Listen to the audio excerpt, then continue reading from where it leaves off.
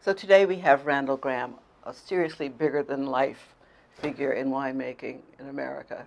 How did you start to make wine? What drove you in that direction? What drove me to drink was, Now, Randall, that's not exactly what I asked, but go ahead.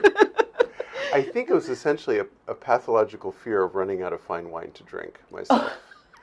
I had the great fortune to work in a wine shop in Beverly Hills, California as a very young man, and was exposed to the most extraordinary wines in the world. I mean, absolutely amazing.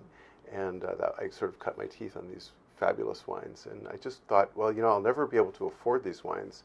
If I want to make wines of this caliber, I'm going to have to learn how to make them myself. And how did you go about doing that? Well, when in doubt, go back to school. So I went back to school to UC Davis, and they did their best. They tried. Now, was there any particular grape that reached out to you? Well, of course, it was Pinot Noir. Because, why?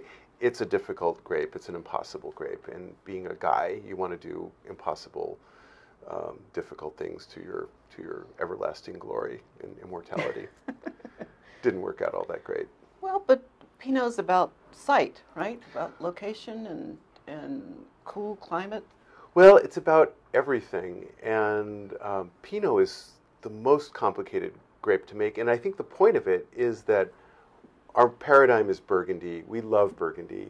And Burgundy has had an opportunity to iterate over hundreds, if not 1,000 years, and really find what absolutely works for their site.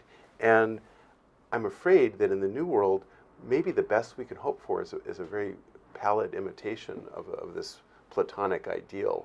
And I'm just not that interested anymore in making a good replica or a good artifice. Well, your wines are everywhere, and they're well thought of because they deliver fruit. They deliver. They deliver everything but a sense of place. They're lovely wines. They don't yet have a sense of place. And that's fine, except for the fact that I want to make a wine with a sense of place. That's what drives me. That's my deepest passion. Well, how are you going to do that then? Glad you asked. It's going to be tricky. It's not going to be easy, and maybe it's going to fail. But I have some crazy ideas about how to make a wine of place.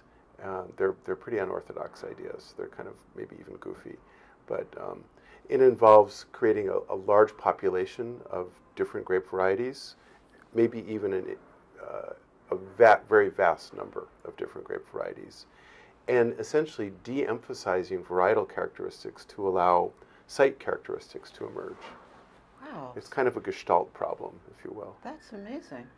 Well, we'll see what happens. I mean, all these things sound great on paper and conceptually, but until it's actually realized in the world, we don't really know how it's going to come out.